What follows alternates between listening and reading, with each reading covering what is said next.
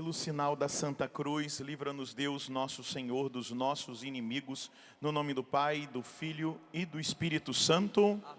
São Miguel Arcanjo, defendei-nos no combate, sede o nosso refúgio contra as maldades e as ciladas do demônio. Ordena-lhe Deus, instantemente o pedimos, e vós, príncipe da milícia celeste, pela virtude divina, precipitai ao inferno a Satanás e a todos os espíritos malignos espalhados pelos ares. Amém. Reza comigo, Virgem Maria. Eu quero consagrar ao seu imaculado coração esse momento de partilha da palavra. Eu quero consagrar ao seu imaculado coração a minha vida, a minha família, a minha casa, a minha cidade, a nossa nação. Eu quero consagrar ao seu imaculado coração, Santíssima Virgem Maria, esse ano de 2022, para que eu possa vivê-lo na presença do seu Filho Jesus Cristo. Quero pedir também a intercessão de São José, para que ele, que cuida dos tesouros divinos, possa cuidar de cada detalhe da minha vida e da minha família. Amém. Bom dia! Tudo bem com vocês? Feliz Ano Novo! Dá um aplauso para quem está do seu lado, de Ano Novo, que bom. Você em casa, feliz Ano Novo, Deus abençoe. Nós estamos no retiro espiritual de Ano Novo, na Canção Nova. E essa pregação, que é a última do nosso retiro, ela vai nos direcionar no tema do retiro. Então eu gostaria que você pegasse a sua palavra no profeta Jeremias, no capítulo 29 do profeta Jeremias. Capítulo 29, nós vamos começar a partir do versículo 4. Profeta Jeremias, capítulo 29, versículo 4. O tema da nossa pregação é retirado desse texto do profeta, e é importante a gente ver um pouco antes daquilo que é a direção que nos é dada, para nós percebermos que existe algo importante a ser colhido da parte de Deus nesse texto do profeta. Versículo 4. Lembrando que é uma carta que Jeremias envia aos exilados na Babilônia. Jeremias está em Jerusalém e ele escreve essa carta para os judeus que estão exilados na Babilônia. E o profeta diz assim, em nome do Senhor, né? Assim diz o Senhor dos exércitos, o Deus de Israel, a toda a população que levei de Jerusalém para o exílio na Babilônia.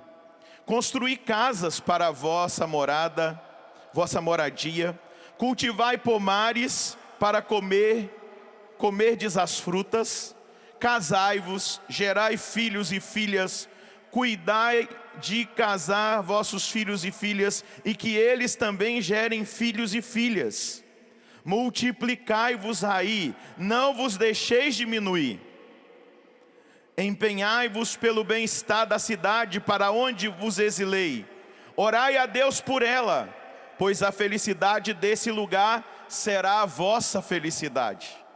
Assim diz ainda o Senhor dos exércitos, o Deus de Israel: não vos deixeis enganar pelos profetas que há entre vós, nem pelos adivinhos, e nem deis atenção às fantasias que eles sonham. É mentira o que tentam anunciar em meu nome.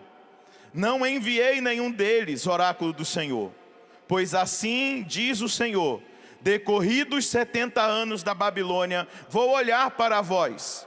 Cumprirei então o que vos prometi, trazer-vos de volta para este lugar. E aí, de onde foi retirado o tema do nosso retiro, versículo 11. Sei muito bem do projeto que tenho em relação a vós, oráculo do Senhor.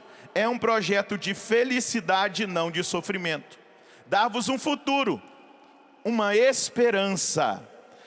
Nossa tradução do tema foi: tenho planos para vós, planos de esperança e de alegria. No texto da CNBB é esse: sei muito bem do projeto que tem em relação a vós. Oráculo do Senhor. É um projeto de felicidade, não de sofrimento. Dar-vos um futuro, uma esperança. Quando me invocardes, ireis à frente. Quando orardes a mim, eu vos ouvirei. Quando me procurardes, vós me encontrareis. Quando me seguirdes de todo o coração, eu me deixarei encontrar por vós. Oráculo do Senhor. Mudarei vosso destino. Vou reunir-vos de todas as terras e lugares por onde vos dispersei. Oráculo do Senhor. E trazer de volta para este lugar do qual vos exilei. Palavra do Senhor. Eu gostaria que nós pegássemos essa palavra durante esse ano de 2022 e a meditássemos. Porque ela é um rema, ela é uma palavra de direção que Deus nos deu nesse acampamento. Claro, todos os anos, no acampamento de Ano Novo, na celebração da Missa da Virada, eu apresento alguns propósitos para que nós vivamos no ano de 2022. Estão até lá nas minhas redes sociais, depois eu posso passar de novo, na missa de encerramento eu vou passá-los. Deus me deu uma palavra que estava em Romanos capítulo 12, é uma outra palavra que nós também podemos deixar a palavra de Deus direcionar a nossa vida nesse ano de 2022. Meditar nela, pegar aqueles versículos, eu até separei 7 princípios do Romanos 12 que nós deveríamos aplicar nesse ano de 2022. Mas a palavra do acampamento, desse retiro que nós viemos, ela está no profeta Jeremias e ela precisa falar muito ao nosso coração. Dentro da perspectiva do tempo litúrgico que nós estamos vivendo, o tempo do Natal, hoje nós vamos celebrar aqui no Brasil, na solenidade da Epifania, na Santa Missa, a Epifania do Senhor, porque no Brasil a gente sempre passa para o domingo, as principais solenidades de Nosso Senhor. Então, aquilo que celebra-se no mundo inteiro, no dia 6, a Epifania, hoje nós celebramos, até para que tenha uma participação maior dos fiéis na Eucaristia. É por isso que a CNBB, diante da congregação do culto divino, fez esse pedido e é assim que nós vivemos na nação. Mas nós, quando contemplamos o tempo litúrgico, nós entendemos os planos de Deus para nós. Nós compreendemos que o plano de Deus para a humanidade, para mim e para você, é um plano de salvação. Porque muitas vezes nós estamos condicionados a ficar pensando em planos meramente humanos.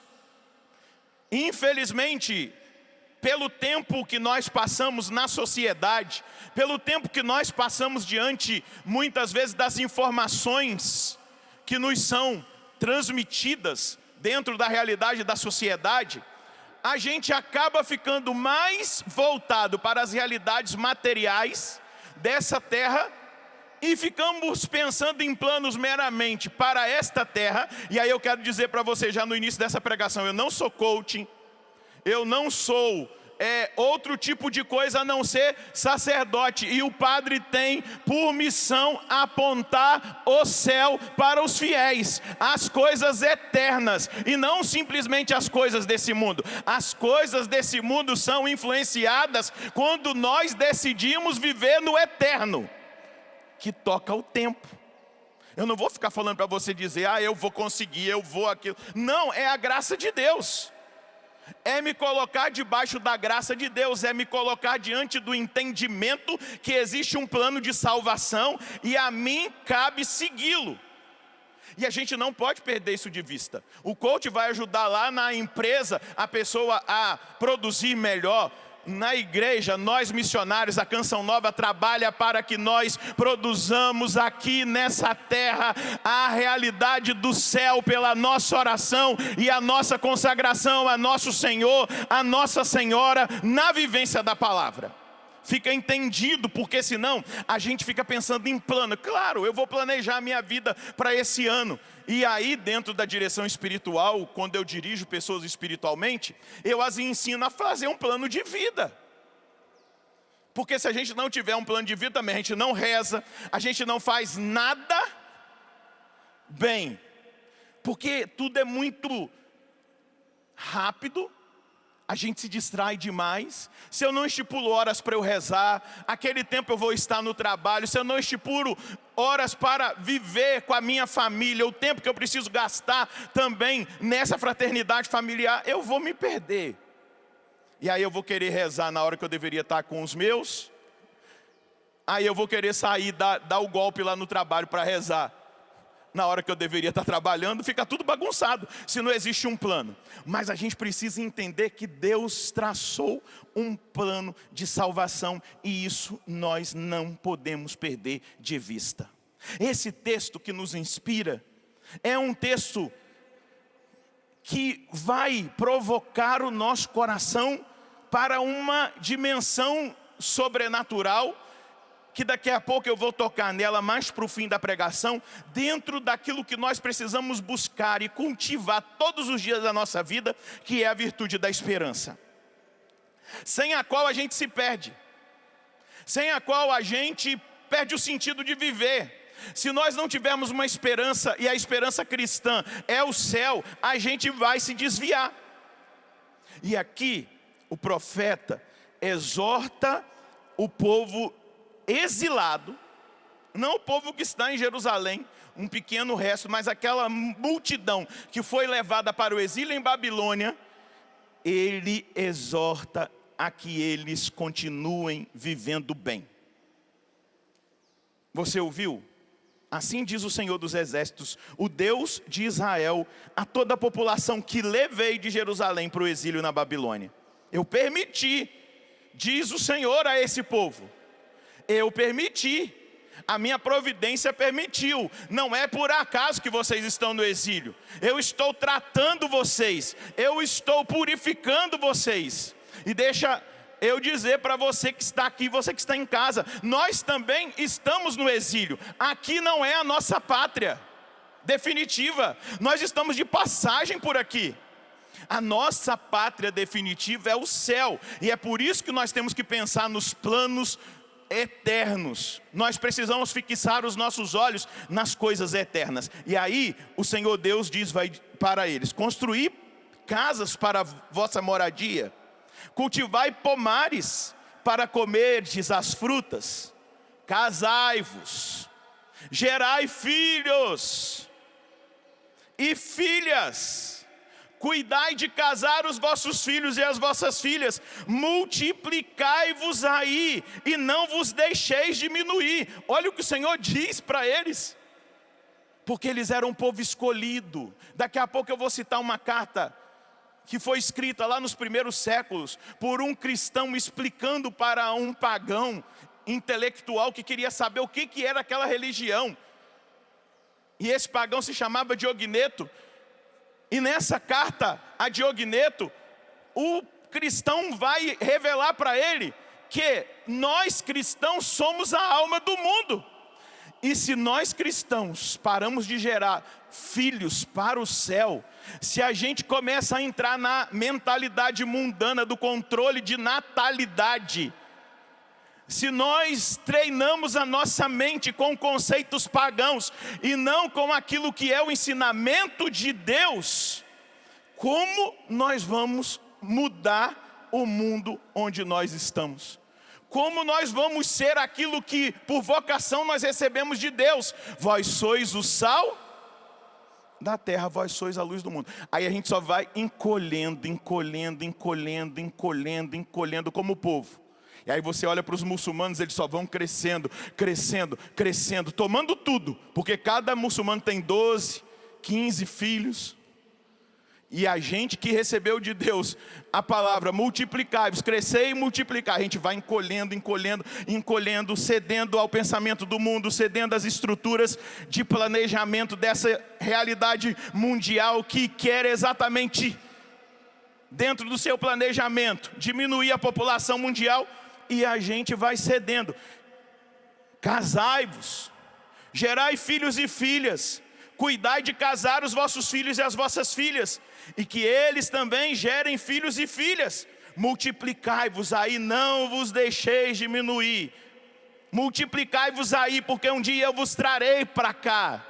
Quando um homem e uma mulher se unem e eles se decidem por gerar filhos para Deus, eles entendem exatamente isso. Um dia nós seremos tirados do exílio e seremos colocados no céu. E nós participamos do ato criador de Deus, gerando filhos e filhas para Ele. A geração dos filhos e das filhas dos cristãos é exatamente para povoar o céu. Se a gente perde de vista isso, já era. Nada contra os animais, mas hoje as pessoas estão preferindo mais ter cachorro e chamam até de filhos do que crianças. Volto a dizer, amo cachorro. Lá na frente da casa que eu moro aqui, tem 2 que eu cuido deles, a Pretinho e o Caramelo. Mas a gente está entrando na mentalidade mundana, a gente está absorvendo os conceitos mundanos e a gente dá uma série de desculpas. Nossa, está difícil de criar, nossa, está difícil demais a questão da educação, e a gente vai tirando a nossa responsabilidade. Aquilo que deveria ser nosso, a gente aplica ao Estado para desculpar-se de que nós não podemos gerar mais vidas porque está difícil demais.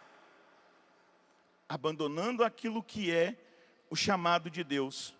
E aí continua o profeta: empenhai-vos pelo bem-estar da cidade para onde eu vos exilei. Olha isso.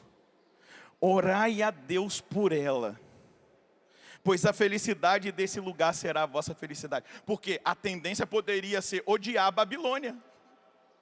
A tendência natural humana é essa, odiar a Babilônia, porque é onde nós estamos exilados. E mais uma vez eu volto a dizer, nós estamos sendo tentados muitas vezes a ceder à mentalidade deste século. Lá na carta aos Romanos, no capítulo 12, que é a proposta de vivência também nesse ano, que Deus me deu quando eu estava orando, ele fala: não vos acomodeis à mentalidade deste século, mas transformai com a vossa vida, com o vosso empenho. E aí, vamos imaginar, eu não gosto do prefeito lá da minha cidade, e eu fico torcendo contra que dê tudo errado. Olha que absurdidade. Eu não gosto do governador do meu estado, e aí a gente amplia para a nação, e a gente começa a torcer contra. Vamos pensar.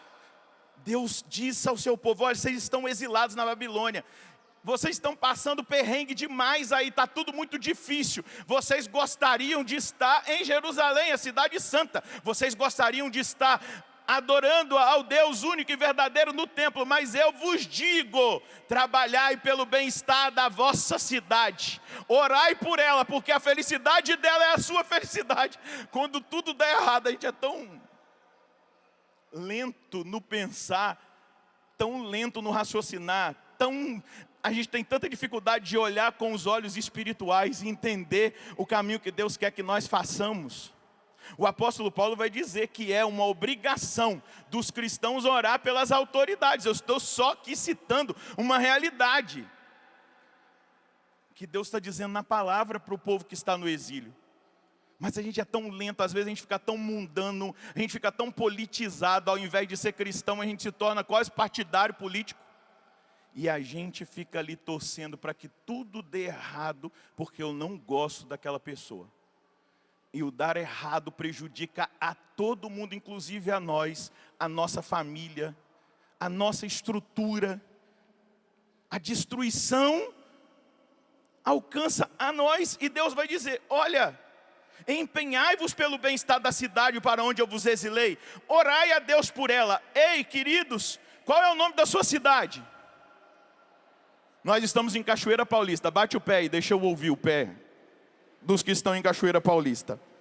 Você que está me ouvindo deve estar em várias cidades do Brasil e fora do Brasil. Bata o pé aí. Isso, eu estou batendo o pé aqui. Agora eu estou em Brasília, morando em Brasília, com a graça de Deus. Estou me imaginando lá na cidade de Brasília, na capital do país, fincando os meus pés lá. E é naquela cidade aonde eu estou que eu vou trabalhar para o bem-estar daquela cidade. É lá naquela cidade aonde eu habito que eu vou trabalhar pela felicidade daquela cidade. Porque a felicidade daquela cidade é a felicidade da minha família. Olha o conceito de Deus. Olha o plano de Deus, olha o projeto de Deus. Não é projeto mundano, de cabeça mundana, de disputa mundana, de realidades que nós muitas vezes cedemos, não é isso. Deus diz aos seus escolhidos, aos seus eleitos: empenhai-vos pelo bem-estar da cidade. Na profecia do avivamento a gente indica muito as torres de oração para rezarem pela cidade, pelo estado, pela nação. Nós precisamos assumir isso. Pois a felicidade desse lugar será a vossa felicidade. Dá uma cutucada nessa pessoa que está do seu lado, diga para ela: pois a felicidade desse lugar será a vossa felicidade. Eu quero que você profeticamente levante a sua mão direita e pense agora na sua cidade. Pense agora na estrutura da sua cidade. Talvez você mora num bairro afastado, num distrito. Eu nasci num distrito, vivi até os 15 anos no distrito de Raposo, lá no Rio de Janeiro. A minha cidade é Itaperuna, minha cidade é natal, porque o distrito de Raposo pertence a Itaperuna. Depois minha família mudou para Itaperuna, no Rio de Janeiro. É lá. Eu também penso em Itaperuna agora, eu penso no Distrito Federal. Você pensa na sua cidade, nós vamos pensar no Brasil. Você que está aí em Boston, você que está em Nova York acompanhando agora, você que está na Austrália, no Japão, em Portugal, pensa agora nessa cidade, nesse país e diga: Senhor, o plano do Senhor sobre a minha vida nessa cidade, aonde eu habito, é um plano de salvação, é um plano de felicidade, é um plano de bênção. E a partir de agora, deste ano novo, eu assumo o propósito de onde a planta dos meus pés pisarem na minha cidade, no meu estado, na nação brasileira, eu serei canal de bênção e não de maldição. Eu não cederei a Satanás, ao divisor, ao diabo, aquele que é a maldição encarnada, na forma de um espírito maligno. Eu serei instrumento de bênção para esta terra. Enquanto aqui eu estiver, eu abençoarei a minha cidade, o meu estado, a minha nação.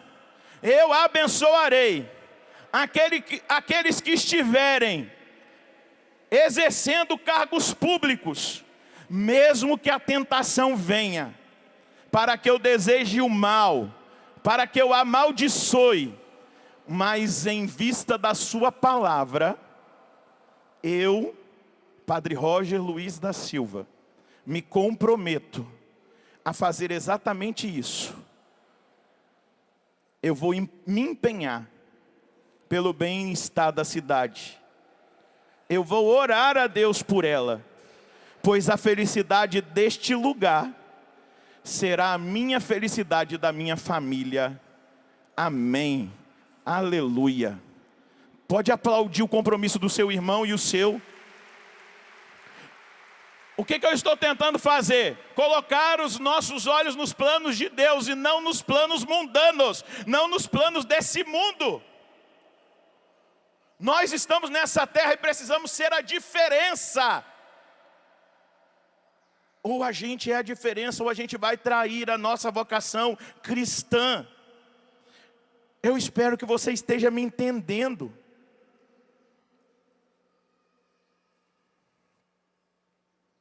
Assim diz ainda o Senhor dos Exércitos, o Deus de Israel: não vos deixeis enganar pelos profetas que há entre vós, nem pelos adivinhos, nem deis atenção às fantasias que eles sonham. Cuidado com os falsos profetas. Cuidado com aqueles que se levantam em nome de Cristo e não estão em comunhão com Ele. Cuidado com os adivinhos. Cuidado com as falsas doutrinas. Cuidado com o paganismo que está inserido na sociedade atual. É isso que Deus está dizendo a os que estão na Babilônia, mas a nós que estamos, infelizmente, nesse exílio, que também existe uma força da antiga Babilônia, nessa nova Babilônia que nega a Jesus Cristo, nega os valores do reino, nega a cultura do reino, professa um credo anticristão. E essa palavra credo anticristão não é minha, é do Papa Bento XVI. E ele vai reafirmar isso na última biografia que foi escrita pelo seu entrevistador oficial. Ele vai dizer: cada vez mais crescerá na sociedade um credo anticristão, e quem não o professar será excomungado da sociedade, diz Bento XVI, na sua sabedoria e na sua visão. Não se deixe enganar pelos falsos profetas, não se deixe enganar pelas fantasias dos astrólogos, não se deixe enganar pelos gurus, não se deixe enganar por aqueles que muitas vezes se apresentam com coisas muito apetecíveis, mas que estão nos desviando do centro daquilo que é o plano de Deus. Continua: pois assim diz o Senhor, decorridos 70 anos da Babilônia, vou olhar para vós, cumprirei então o que vos prometi, trazer-vos de volta para este lugar. Eu gostaria de compartilhar com você aquilo que este cristão escreveu a Diogneto, a nosso respeito. Diga comigo: a meu respeito.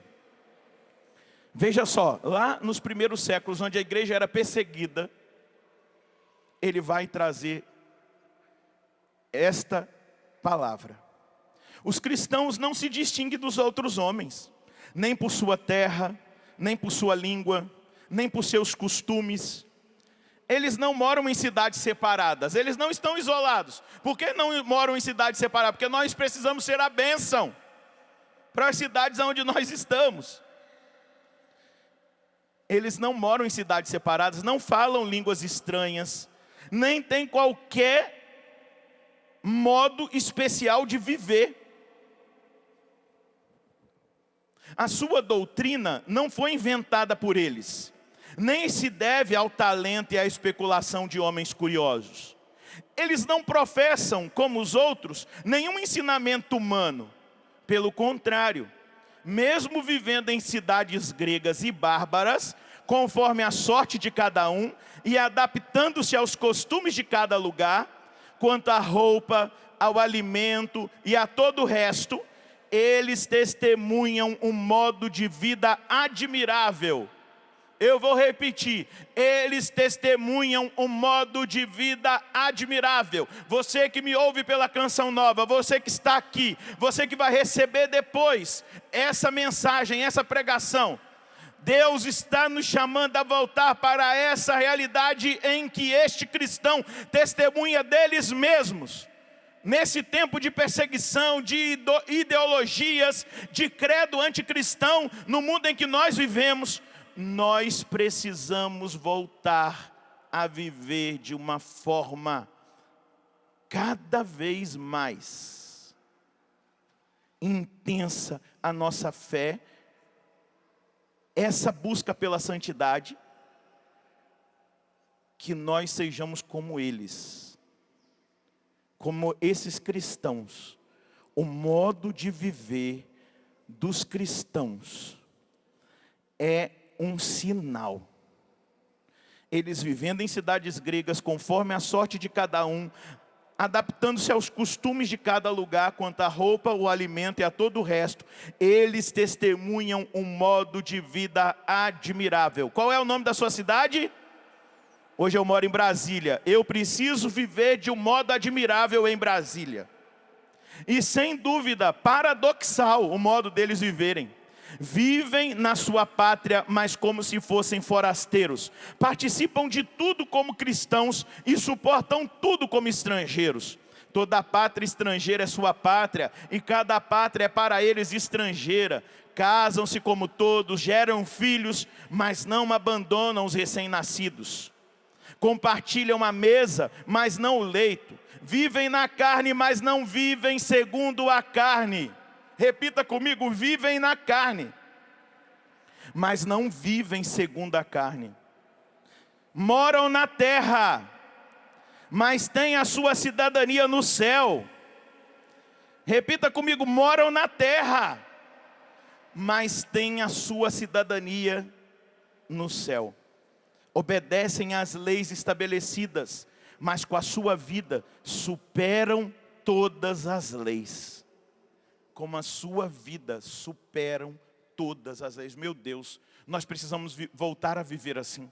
Se não estamos vivendo, nós precisamos voltar a viver assim. O nosso modo de viver, nós obedecemos às leis estabelecidas, mas a nossa maneira de viver é superior a todo e qualquer tipo de lei. Amam a todos e são perseguidos por todos. São desconhecidos e ainda assim condenados. São assassinados e deste modo recebem a vida. Por quê? O plano de Deus é um plano de eternidade. Nós não ficaremos para sempre nesse mundo. Aqui não será estabelecido o céu. Isso é ideologia, querer fazer da terra um céu. A gente precisa melhorá-la com o nosso comportamento, as nossas escolhas. Mas nunca haverá um paraíso terrestre. Há um paraíso celeste que nos aguarda, e por isso esse menino nasceu, e por isso nós celebramos Natal, e por isso nós celebramos Epifania, e por isso nós reconhecemos: o Senhor está no meio de nós. São pobres, mas enriquecem a muitos. Carecem de tudo, mas têm abundância de tudo. São desprezados e no desprezo recebem a glória. São amaldiçoados, mas depois proclamados justos. São injuriados e no entanto bendizem. São maltratados e apesar disso prestam tributo.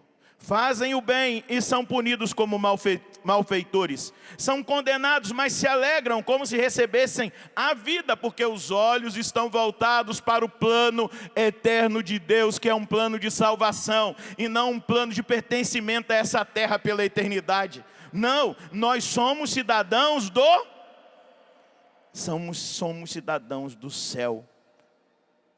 Apesar disso, prestam tributo, fazem o bem, são punidos como malfeitores, são condenados, mas se alegram como se recebessem a vida. Os judeus os combatem como estrangeiros, os gregos os perseguem, e quem os odeia não sabe dizer o motivo desse ódio. Assim como a alma está no corpo, assim os cristãos estão no mundo. A alma está espalhada por todas as partes do corpo. Os cristãos por todas as partes do mundo. A alma habita no corpo, mas não procede do corpo. Os cristãos habitam no mundo, mas não pertencem a esse mundo. Diga para quem está aí do seu lado: nós não pertencemos a esse mundo. Diga para esse irmão: celebrar o Natal. Fala para ele: celebrar o Natal é celebrar essa verdade. O Eterno entra no tempo para revelar. Está falando para o irmão ou eu vou precisar falar? O Eterno entra no tempo para revelar que é a eternidade que nos espera. Nós estamos nesse mundo, meu irmão, mas nós não somos daqui. Aleluia! Nós não somos daqui. O plano de Deus é um plano de salvação, não é um plano de eternizar a terra, mas é um plano que nós precisamos compreender. E compreendendo, nós vamos passar pelas perseguições, tribulações, se precisarmos chegar ao martírio de sangue, porque ao dar reputação, sendo fiéis a nosso Senhor e não professando o credo anticristão, nós já vamos passar. Isso é natural de acontecer. Mas se nós precisarmos morrer pela nossa fé, nós o morreremos. Por que os cristãos morriam pela fé? Davam a vida pela fé no Coliseu, em tantos lugares, crucificados, queimados, torturados, porque eles tinham plena consciência que existia um plano de Deus e um plano de salvação, um plano de eternidade, um plano que fazia com que eles fossem capazes de dar a própria vida. A alma está espalhada por todas as partes do corpo, os cristãos por todas as partes do mundo. A alma habita no corpo, mas não procede do corpo. Os cristãos habitam no mundo, mas não pertencem ao mundo. A alma invisível está contida num corpo visível. Os cristãos são visíveis no mundo, mas a sua religião é invisível. A sua fé, aquilo que eles professam, é invisível, é eterno. Eu vim aqui nesse dia 2, nesse segundo dia do ano de 2022 para dizer para você: comece a erguer os seus olhos para o alto e a entender qual é o plano de Deus para a sua vida.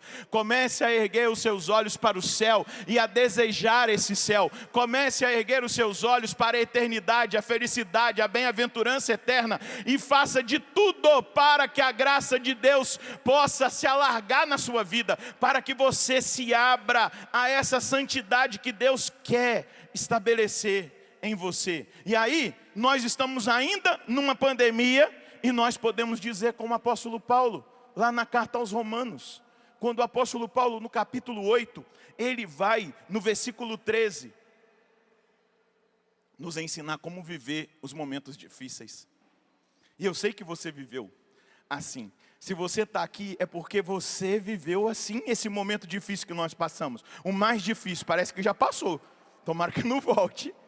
Mas se voltar, nós somos treinados a viver um momento difícil. Talvez de uma perda que você teve. Talvez de uma separação difícil, meu Deus, diante da sua realidade familiar. Talvez de um filho seu que esteja dando um trabalho e você esteja vivendo um momento difícil. Um momento difícil de uma enfermidade. Nós somos adestrados pela palavra.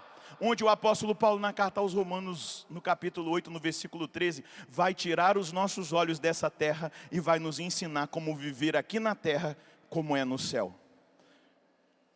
Pois nós sabemos, diz o apóstolo Paulo, que os sofrimentos do tempo presente não se comparam com a glória que há de ser revelada. É assim que o cristão deve viver. Não arrancando os cabelos, não desesperado, não achando que está tudo perdido, sempre com um olhar de esperança. Olha, quanto mais eu estudo essas realidades do tempo que nós estamos vivendo, quanto mais eu vejo que existe uma mão invisível aí, diabólica, agindo, tentando destruir a fé católica, a moral, usando de todos os artifícios para isso. Quanto mais eu estudo, quanto mais eu me aprofundo em entender aquilo que está acontecendo lá, porque aqui dentro eu mergulho no estudo, na fé, na intimidade com Deus, e o mistério me ajuda a viver bem em cada momento. Mas quanto mais eu olho para lá e vejo, nossa, eles estão caminhando para aqui, eles estão tramando, eles estão fazendo aquilo, no meu coração eu tenho a plena convicção, eu sirvo a um Deus que tem a última palavra, e a última palavra não é dos homens.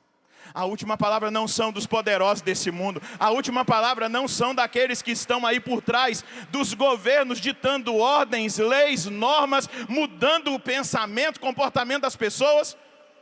Quanto mais eu olho na história e estudo a história a partir de livros, pesquisas, eu vejo Deus teve aqui a mão de Deus que impediu tudo aquilo que estava programado de ser aplicado. Eu sirvo ao Deus que é o dono do mundo, é o Senhor de todas as coisas, e a Ele eu presto adoração.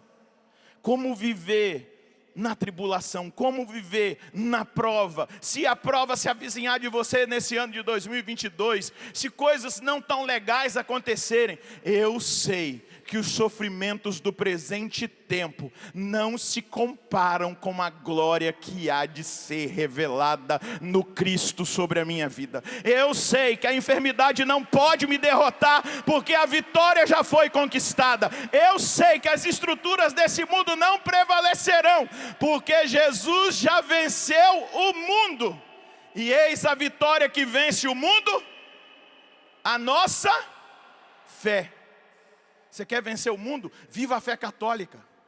Você quer vencer o mundo? Seja fiel aos mistérios da fé, viva com intensidade nos sacramentos, busque a confissão com frequência, frequente a Santa Missa se possível, se há possibilidade. Eu vi uma pessoa colocar no meu Instagram, no comentário, quando eu fiz a proposta de missa diária, falou: padre, eu moro num lugar que não tem missa diária, só tem no domingo, mas eu vou fazer um propósito de acompanhar pela televisão. É claro, não é a mesma coisa, mas no sentido dessa pessoa que não tem, para ela vai ser uma oportunidade de sentir aquele desejo, porque a missa transmitida precisa provocar em nós esse desejo, o desejo de comungar o corpo do Senhor presencialmente. Eu sei que vai crescer na alma dessa irmã que disse que ela não tem missa diária, só no domingo. Quando ela for para a missa presencial no domingo, ela vai louca de amor para comungar o corpo do Senhor, porque todos os dias ela desejou, ela não podia, mas ela desejou e ela quis. Rezar, colocar-nos na presença de Deus, eis a vitória que vence o mundo, eis como nós vamos vencer, meus irmãos, minhas irmãs, esses projetos arquitetados para acabar com o núcleo familiar, para destruir o projeto criador de Deus. O homem deixará o seu pai e sua mãe, se unirá a sua mulher, e os dois serão uma só carne. Eis como nós vamos vencer aqueles que trabalham para destruir os princípios religiosos, até o ponto de proporem uma religião universal. Eis como nós vamos vencer, vivendo a nossa fé, aqueles que estão destruindo os princípios da sexualidade sadia e estão propondo uma forma de viver, um dom de Deus totalmente atrapalhada e virada pelo avesso. Eis como nós vamos vencer. Nós vamos vencer vivendo o projeto, o plano de Deus para nós. Se você entender isso, se você entender que o plano de Deus estabelecido para que o reino dele se estabelecesse sobre a face da terra e perdurasse até o fim do mundo, até o fim dos tempos, se chama Igreja Una, Santa, Católica e Apostólica. Essa igreja que subsiste nela, a igreja de Cristo, esta igreja que fora dela não há salvação. Esta igreja é o lugar seguro onde nós devemos estar abrigados até Jesus voltar. É na fé desta igreja que nós venceremos o anticristo. É na fé desta igreja que nós venceremos as falsas profecias. É na fé desta igreja que nós seremos protegidos para um dia morar na Jerusalém celeste do céu. É nela, é na fé dessa igreja. É por isso que Jesus nasceu. E antes dele morrer, ressuscitar e ascender aos céus, quando Pedro disse quem ele era, e somente em Jesus Cristo tem salvação. Se você era um relativista até o dia de hoje, que achava que toda religião é boa, que tudo está maravilhoso, que está tudo... Não. Deixa de ser relativista, você já entrou no sistema. Não existe salvação fora de Jesus Cristo. Como as pessoas que estão fora serão salvas? Não é comigo, é com Ele.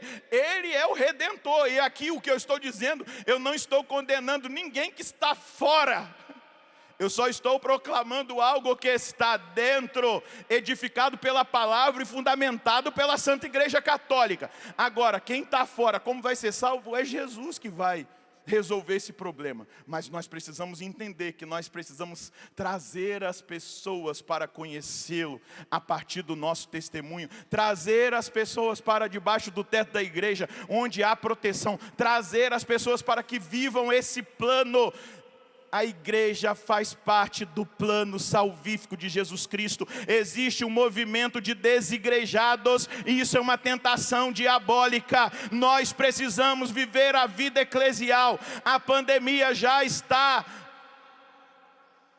passando, as pessoas já estão imunizadas, as igrejas já estão de portas abertas. Chegou a hora daqueles que ainda não voltaram, voltar.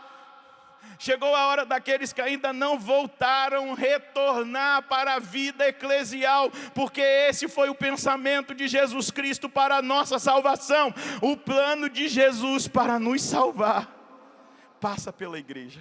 passa pelos 7 sacramentos, passa por tudo aquilo que diz da nossa salvação. E aí cultivar a esperança no coração. Romanos 5:5. E a esperança não decepciona, porque o amor de Deus foi derramado em nossos corações pelo Espírito Santo que nos foi dado. Deixar o Espírito Santo nos levar, ser a iluminação que nos leva até o lugar onde nós encontramos Cristo. Nós somos carismáticos, graças a Deus, né? O padre Fábio que está aqui, o Evandro, a Canção Nova é carismática. Mas se existe um lugar onde está estabelecido a efusão ordinária do Espírito Santo todos os dias, é no sacramento. Quando você se confessa, você recebe a efusão do Espírito Santo. Quando você comunga, quando você vai na missa, você recebe a efusão do Espírito Santo. Ordinariamente a efusão do Espírito Santo é derramada sobre a vida do fiel, na vida da igreja. E aí a tentação é que a gente deixe. A tentação é que a gente não se comprometa mais. A tentação é dizer, não, está tudo bem. Agora a gente pode viver de qualquer maneira, só em casa mesmo. Não.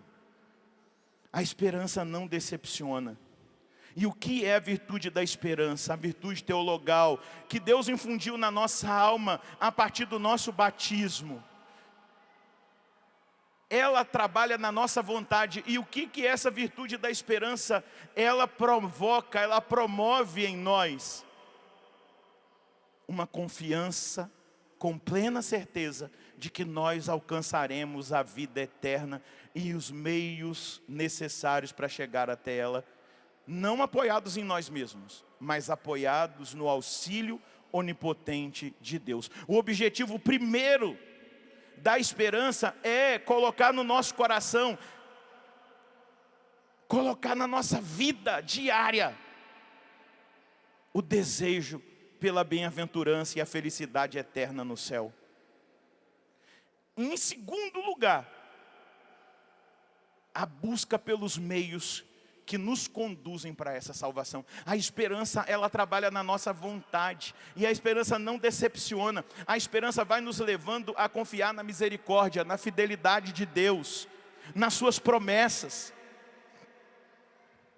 A esperança vai nos fazer experimentar esse desejo de salvação.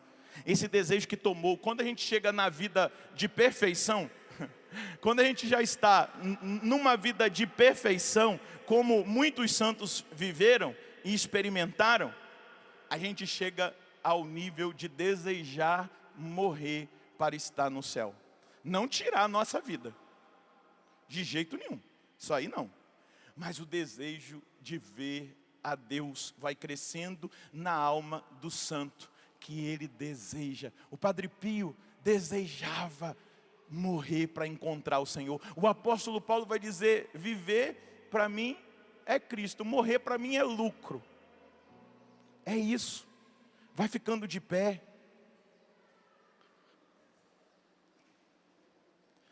Pergunta para quem está do seu lado, você está entendendo? Pergunta para quem está do outro lado, você está entendendo? Que o plano de Deus é plano de salvação? Amém? Você está entendendo?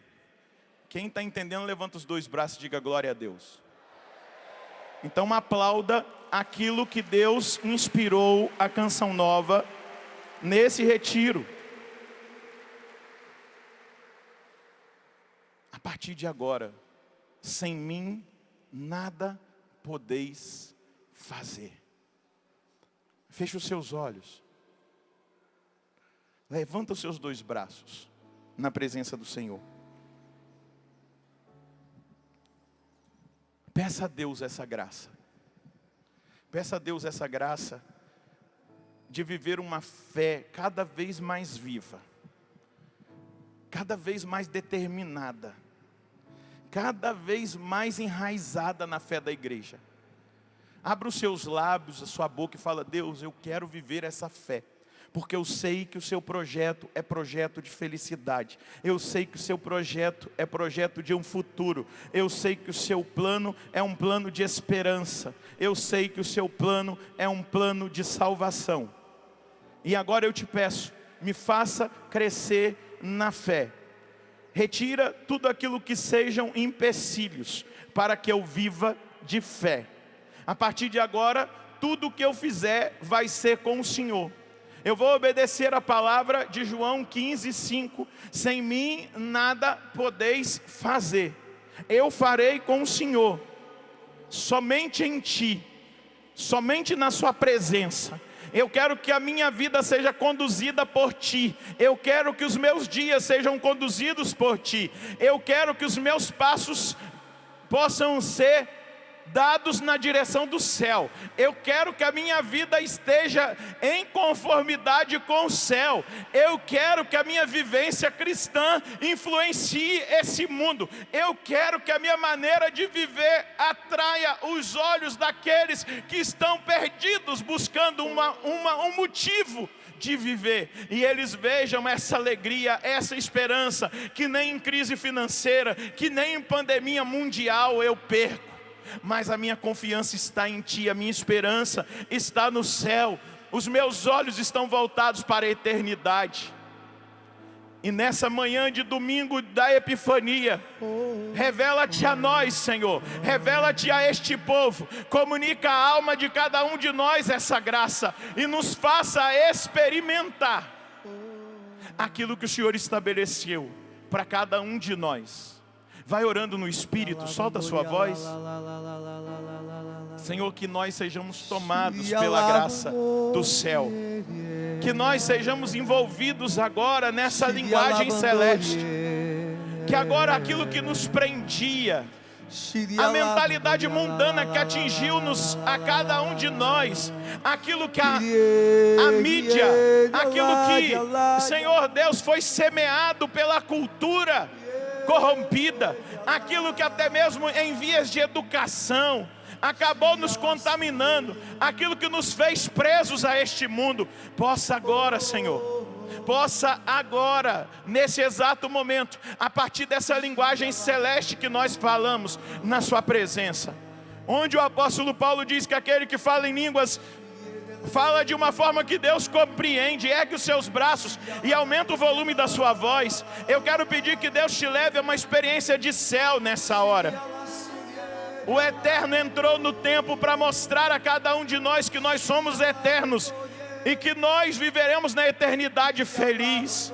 E que agora, Jesus, essa força de eternidade invada a nossa alma, o nosso coração, a nossa vontade, a nossa mentalidade. Que aconteça uma metanoia, que aconteça um batismo no Espírito Santo, que aconteça uma mudança radical, e que nós tenhamos o nosso coração no alto, no céu. Como a própria liturgia vai dizer, corações ao alto. O nosso coração está em Deus. Esse plano é plano de salvação. Esse plano é plano para que nós cristãos, como alma nesse mundo, influenciemos, Senhor, para o céu as pessoas.